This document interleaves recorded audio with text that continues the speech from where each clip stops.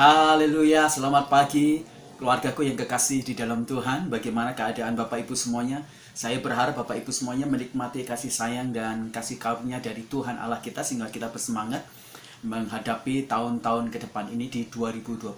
Masih dalam satu tema besar kita akan membahas tentang renungan-renungan yang akan melengkapi kita dari hari ke hari supaya iman kita, supaya mental kita, supaya rohani kita, supaya kita memiliki pengetahuan-pengetahuan yang cukup memadai untuk kita memasuki tahun 2021 ini. Hari ini masih dalam satu tema besar kita, Be Strong to the Lord.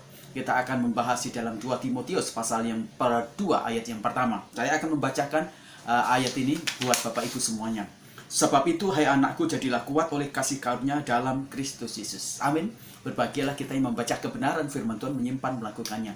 Nah, hari ini kita akan belajar tentang manajemen persiapan. Tapi di bagian subtema mengenal masalah atau akar masalah. Nah, Bapak Ibu yang kekasih di dalam Tuhan, Timotius diberikan pendelegasian tugas oleh Paulus untuk menjabat sebagai pemimpin rohani di gereja Efesus. Nah, Timotius mewarisi masalah-masalah yang dibuat oleh jemaat. Di sana ada Alexander, juga Hymenius. Ya, mereka melakukan sebuah konflik yang berkepanjangan dan itu menyebabkan beberapa kelompok-kelompok dan menyebabkan gereja yang tadinya rukun, damai, kemudian menjadi seperti berada di wilayah panas dan menghadapi konflik yang berkepanjangan. Dan bukan hanya itu, ada begitu banyak tantangan-tantangan selain ada konflik-konflik di antara jemaat. Ada juga berhubungan dengan pengaruh dari Paulus yang begitu sangat kuat di gereja Efesus. Belum tantangan-tantangan dari luar. Nah, itu menjadi sesuatu yang harus ditangani oleh Timotius. Nah, apa yang dialami oleh Timotius pada waktu dia akan menduduki jabatan rohaniawan di gereja Efesus, itu seperti sebuah kondisi ketika kita membaca di Kejadian pertama. Di Kejadian pertama diceritakan di sana bumi tidak berbentuk atau tohu wabohu, kacau balau yang disebabkan oleh warisan dari Lucifer ketika dia diturunkan karena dia melakukan dosa yang begitu besar. Sehingga akhirnya dia diturunkan di muka bumi dan merusak segala ciptaan Allah, termasuk di dalamnya adalah bumi. Jadi bumi kacau balau. Dan di sana ada terang Allah yang kemudian mulai menertibkan, kemudian mulai memisahkan antara terang dan gelap, dan semuanya dibuat menjadi baik. Itu adalah tugas yang sangat berat yang dihadapi oleh Timotius karena dia harus menangani masalah yang sangat berat di gereja Efesus. Nah, Bapak Ibu yang kekasih di dalam Tuhan, nah, langkah yang sangat penting yang harus dilakukan oleh Timotius adalah bagaimana dia mempersiapkan diri dia. Dia mempersiapkan dalam konektif dia, di dalam iman dia mempersiapkan juga di dalam mental dia, dalam jiwa dia mempersiapkan juga diri dia di dalam perilaku dia. Supaya akhirnya dia hadir di tengah-tengah gereja Efesus, dia menjadi satu berkat. Kita dipanggil bukan untuk kemudian memperkeruh sebuah masalah. Seharusnya orang Kristen, kalau engkau sebagai jemaat, engkau dipanggil di sebuah gereja, engkau menolong gembalamu, engkau menolong pemimpin rohanimu. Kalau ada satu masalah, bukan engkau memperkeruh, bukan engkau membangun sebuah aliansi baru atau kelompok baru, tetapi engkau harus menjadi salah satu perpanjangan tangan untuk menolong pemimpin rohanimu mengurai masalah-masalah yang ada di dalam gereja. Kalau itu berhubungan dengan konflik, maka kau harus hadir di sana sebagai pendamai. Kalau itu hadir mungkin dalam bidang-bidang kesulitan-kesulitan jemaat, maka kau harus hadir juga sebagai orang yang menjadi penolong, yang memberikan bantuan-bantuan. Nah, itu menjadi sesuatu yang sangat penting. Nah, mengapa manajemen persiapan itu menjadi sesuatu yang sangat penting? Dan di sana juga berhubungan dengan bagaimana kita harus mengenal masalah atau akar masalah itu menjadi sesuatu yang betul-betul harus. Kalau tidak, maka apapun tantangan yang ada di depan kita, entah kecil, itu pasti kita akan terbabit. Maka mempersiapkan diri kita dengan secemat-cematnya, sematang-matangnya, supaya kita mengenali masalah itu menjadi sesuatu yang penting. Mengapa mengenali sebuah masalah menjadi sesuatu yang penting? Yang pertama, karena dengan mengenali masalah itu, kita bisa mendapatkan sebuah data yang akurat atau dan mendefinisikan sebuah masalah itu sendiri. Jangan mengambil keputusan-keputusan, dan kita harus memastikan semua pengambilan keputusan atau ketika kita ingin menyelesaikan masalah, maka kita harus memiliki sebuah data yang sangat akurat. Data yang bukan bersifat pendapat, tetapi data yang bersifat faktual. Nah, beberapa dari kita seringkali melihat data itu berdasarkan dari apa? Dari pendapat seseorang dan bukan dari sesuatu yang bersifat faktual. Makanya itu menjadi satu masalah yang sangat besar. Nah, Paulus mengingatkan kepada Timotius supaya dia mengenali masalah-masalah yang terjadi di jemaat di Efesus. Bukan berdasarkan pendapat orang lain, tapi berdasarkan faktual-faktual yang sedang terjadi. Nah, ketika seseorang mendapatkan data yang akurat, maka seseorang itu dapat mendefinisikan masalah-masalah itu dan memasukkannya dalam kategorial-kategorial sesuai dengan definisi masalah itu. Nah, Paulus mendapatkan begitu banyak masalah-masalah. Akhirnya dia mendefinisikan dan memasukkan dalam kategorial-kategorial. Dia memasukkan masalah yang berhubungan dengan jemaat, dia memasukkan masalah yang berhubungan juga dengan dunia sekitar, dia memasukkan masalah yang berhubungan dengan dunia ekonomi, dia memasukkan masalah dan mendefinisikannya berhubungan dengan kepemimpinan otoritas, dia memasukkan masalah berkaitan dengan pengajaran, dia memasukkan masalah yang berhubungan juga kemudian dengan sifat atau karakter yang ada di dalam jemaat. Nah, ketika seseorang bisa mengenali masalah dan kemudian mengumpulkan data secara akurat, maka dia akan mendapatkan gambaran yang besar apa sebenarnya yang sedang terjadi di tengah-tengah kondisi masalah atau sekitar dia. Demikian juga ketika kita memasuki tahun 2021, kita perlu mencari data-data yang akurat. Kita perlu mencari informasi. Kita perlu mengenali semua apa yang akan terjadi di tahun 2021. Cari informasi sebanyak-banyaknya.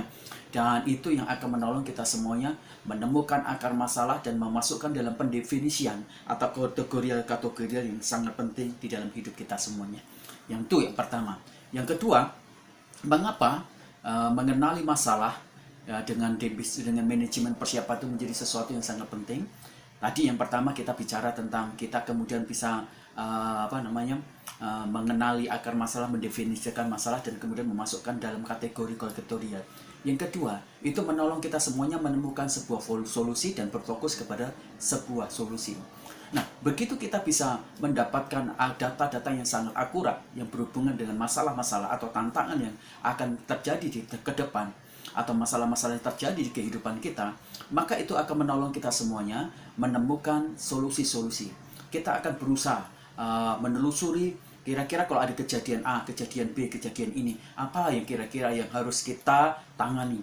Jangan terlalu berfokus kepada masalahnya, tetapi pada langkah yang kedua kita harus berfokus kepada solusi. Bagaimana mencari jalan keluar. Nah, seorang dokter ketika dia didatangin oleh pasien dia, maka dia pasti akan mencari tahu datanya secara akurat. Dia gejala-gejala sakit penyakit yang ada di dalam dia, apa yang dia rasakan, sudah berapa lama, sudah minum obat apa saja, bagaimana kemudian pengaruh atau dampaknya kepada seluruh bagian tubuh dia. Dokter akan lakukan itu semuanya. Nah, setelah dokter mendapatkan informasi yang sangat akurat, biasanya dokter akan cari solusi dan memberikan solusi. Solusi itu dia bisa memberikan kepada sang pasien, kemudian jenis obat, berapa jumlah tablet obat yang harus dia minum, kemudian dosisnya berapa lama lagi kemudian pasien itu harus datang dan kembali lagi ke dokter.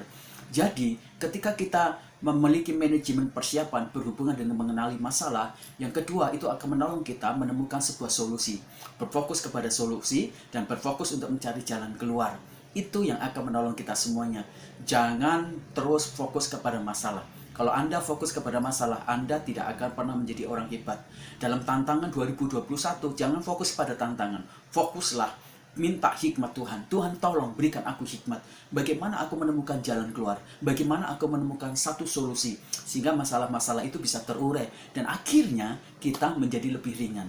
Ketika kita menemukan akar masalah secara akurat, kita akan menemukan sebuah solusi. Dan ketika kita bisa menemukan solusi, maka kita akan mendapatkan cara-cara, strategi-strategi yang sangat jitu.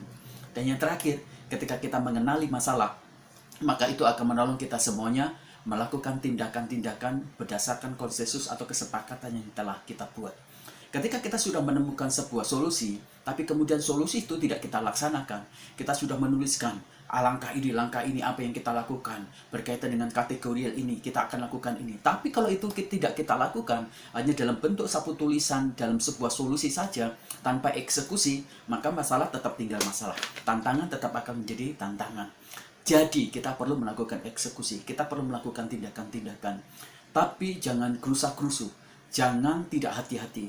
Setiap masalah-masalah yang terjadi, tantangan yang terjadi, tidak harus langsung kemudian kita melakukan langsung, ya, terprovokasi untuk menyelesaikan. Jangan. Berpikirlah bening, berpikirlah dengan hati yang bening, pikiran yang baik, supaya kemudian kita meminimalkan keburukan-keburukan. Kalau kita mengambil tindakan, maka pikirkan keburukan, pikirkan kebaikan. Berapa banyak keuntungan, berapa banyak kerugian. Semua tindakan-tindakan itu harus dilakukan dengan hati-hati, supaya keputusan-keputusan itu kemudian menghasilkan yang baik, yang benar, yang membangun, yang kemudian memberikan kontribusi peningkatan kualitas dan penyelesaian masalah itu betul-betul selesai tuntas. Saya berdoa di bagian renungan firman Tuhan pagi ini memasuki 2021 menolong kita semuanya. Apa kemudian keuntungan praktisnya bagi kita semuanya yang berhubungan dengan mengenali masalah berkaitan dengan diri kita?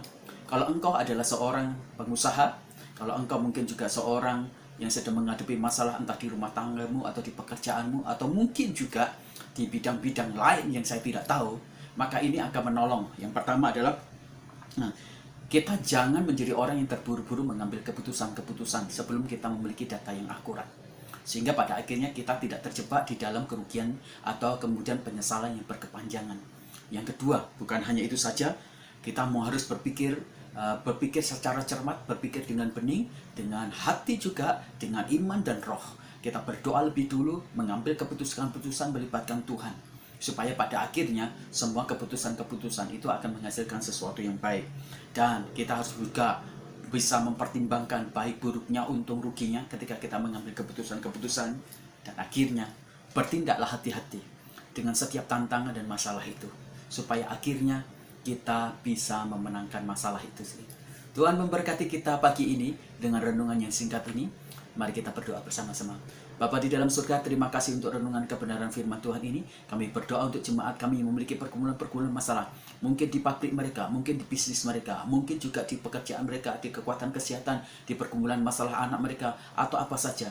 Kami berdoa supaya kebenaran renungan firman Tuhan ini untuk kami menjadi kuat di dalam Tuhan, menolong kami menjadi orang yang bisa memanajemen persiapan dalam diri kami, sehingga pada akhirnya kami bisa mengenali masalah-masalah dengan baik.